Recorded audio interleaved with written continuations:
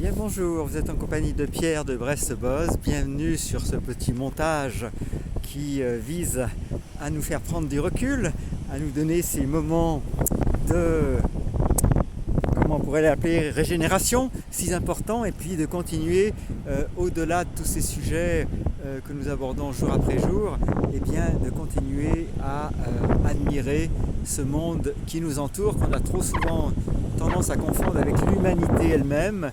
Il faut se rappeler tous ensemble que cette vie est magnifique, et ça n'est pas parce que certains ne pensent qu'au fric et rien qu'au fric que nous devons nous priver de ces belles joies qui consistent à apprécier, pour nous qui sommes en Bretagne, ces paysages magnifiques. Je vous fais un petit tour d'horizon là, tranquille, avec ce soleil, vous voyez, qui est présent parmi nous, en compagnie du ciel, des vagues.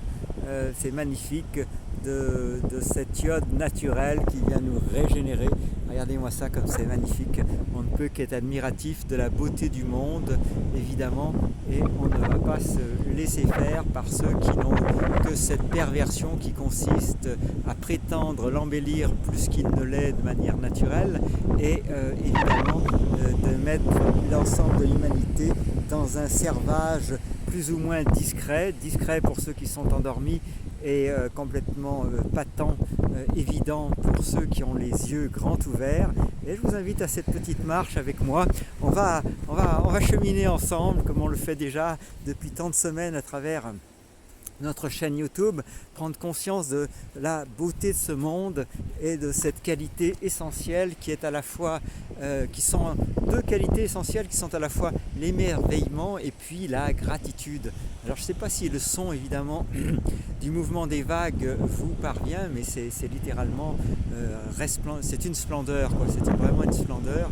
Vous voyez, ce qui permet de dire à tous ceux qui auront su profiter, parce qu'il ne suffit pas d'être en Bretagne pour en profiter, les amis, encore faut-il quitter ces écrans, sortir de chez soi. Alors c'est vrai que se pose un peu la même question chaque samedi: est-ce qu'il vaut mieux aller en manif, mais la manif elle est en ville, ou est-ce qu'il vaut mieux profiter au moins de cette journée pour profiter de ces vagues, de ce que le ciel, ces nuages magnifiques et de cette terre bretonne a à nous offrir. Donc voilà, c'est un choix que nous faisons, mais je pense qu'on ne peut pas être un militant engagé sans penser à soi et à se ressourcer, sinon évidemment ça devient contre-productif, parce qu'à un moment donné chaque être humain a besoin de recharger ses batteries. Alors j'espère que tout cela vous rappelle vos propres bons moments dans la nature. Vous savez à quel point il est également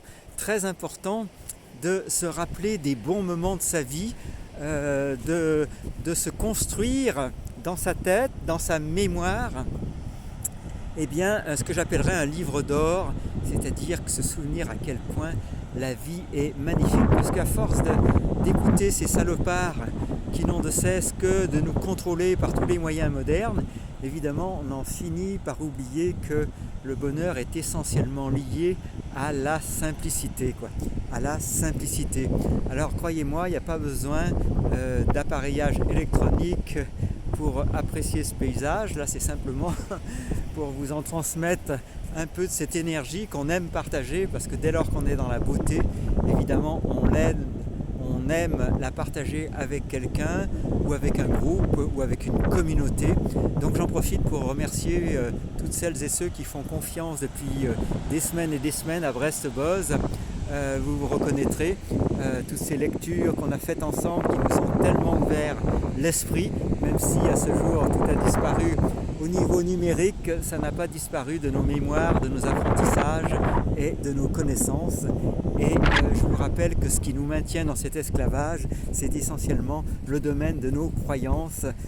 C'est très compliqué lorsqu'on accepte de donner une crédibilité, une confiance à des personnes qui ne la méritent pas et qui, c'est peu de le dire, en abusent jour après jour, nous imposant une limitation de nos libertés qui n'a plus rien à voir avec le vivre ensemble.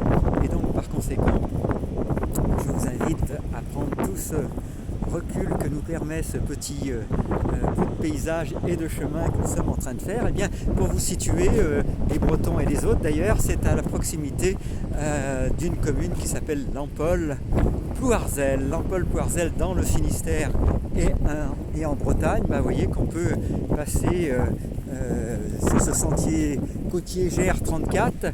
On est parti en début d'hiver de Trégana à plage dans le Finistère, et puis après on a rejoint morceau par morceau la pointe de Saint-Mathieu, et puis de la pointe de Saint-Mathieu à ici il y a environ 23-24 km. Alors vous voyez, sur un sentier de 1300 km, on a de quoi faire les amis.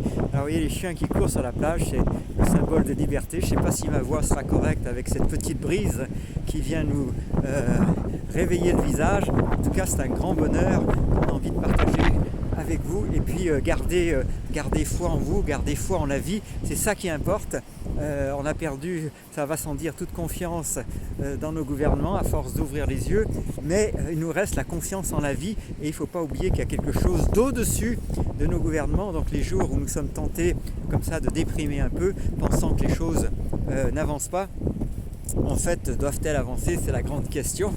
Les choses se passent certainement comme elles doivent se passer, et ça prendra le temps que ça prendra, et on ne va pas se déprimer par rapport à ce temps, parce qu'on n'est pas obligé d'attendre que tout le monde soit éveillé pour aller bien.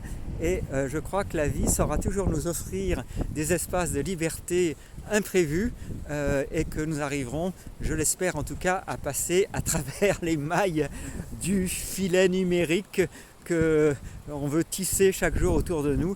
Il se passera bien quelque chose, un blackout ou plein d'autres choses. Et puis je vous conseille évidemment, comme me l'a conseillé Léna, eh bien la vidéo récente de Rock Soccer. Est-ce que tu te souviens du titre, Léna? Rendez-vous avec Rock numéro 12. Alors Rock numéro 12, me dit Léna. Le 11. Alors Rock Soccer qui nous surprend beaucoup par des hypothèses certes audacieuses, mais que même si elles nous paraissent un peu extravagantes, il ne faudrait peut-être pas écarter trop vite, tel que quelque part un entretien de la peur à propos de l'énergie nucléaire en tant qu'arme, j'entends, qui est peut-être franchement décalé, qui est peut-être encore un lavage de cerveau. Non pas que le nucléaire soit pas dans l'absolu dangereux, mais en tout cas l'usage qu'on a fait de cette peur semble pour le moins décalé par rapport à certaines réalités. Enfin, on y apprend toutes sortes de choses, hein. On y apprend, c'est dans cette vidéo qu'on parle aussi de la chasse offerte lors des grands contrats aux grands dirigeants de ce monde, tels que Kissinger. Est-ce que c'était dans cette vidéo? Je mélange tout. Non, c'était dans un roman d'un écrivain russe post-soviétique qui s'appelait Victor Pilov, et c'est de là dont je te parlais. Voilà. Dans la vidéo de Rock Soccer, il fait de grandes révélations sur le nucléaire, sur le mercure, et il raconte une histoire de Tesla et la tourne à sa façon. Il faut découvrir, ce sera une surprise.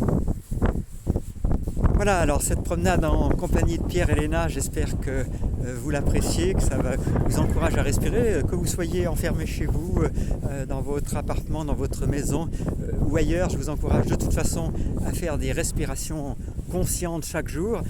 Peu d'entre nous mesurent la puissance, l'énergie incommensurable de la respiration consciente, parce que évidemment on pense que respirer de manière automatique comme notre corps s'en occupe très bien la majorité du temps, ça ferait la même chose que de respirer en portant attention à l'énergie que nous inspirons.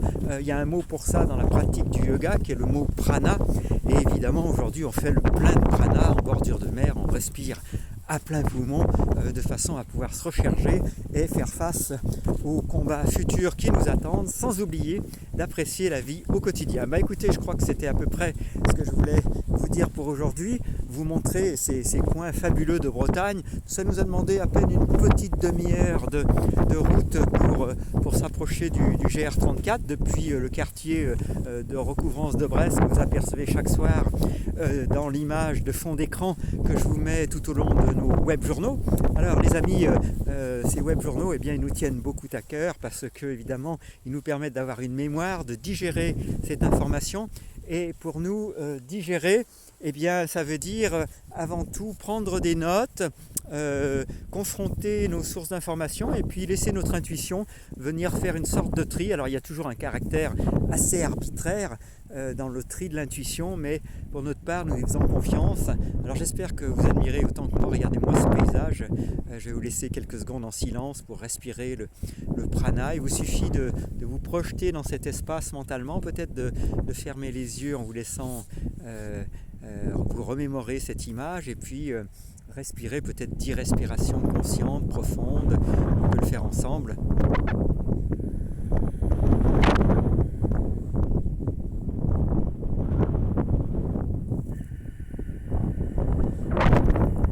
Alors cette pratique est tout simple, elle consiste à vous dire au moment de l'inspiration, en sentant bien l'air au bord du nez, j'inspire l'énergie. Et puis lorsque vos poumons sont pleins, vous dites dans votre tête, j'absorbe cette énergie. Gardez un peu l'air et puis vous expirez. Et vous pensez, l'énergie est distribuée dans toutes mes cellules, dans tout mon corps, de la tête aux pieds, des pieds jusqu'à la tête. Et pendant les poumons vides, vous laissez ressentir la gratitude pour cette énergie librement donnée par l'univers, par la nature, jour après jour.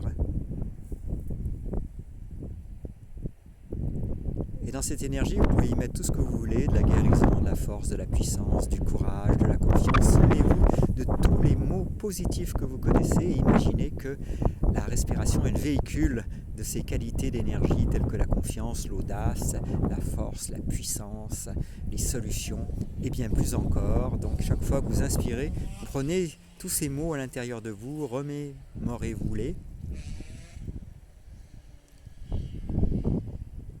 Et puis en expirant, imaginez cette distribution généreuse qui trouve son chemin sans que vous sachiez bien comment. Cela se fait tout seul, cela se fait sans vous.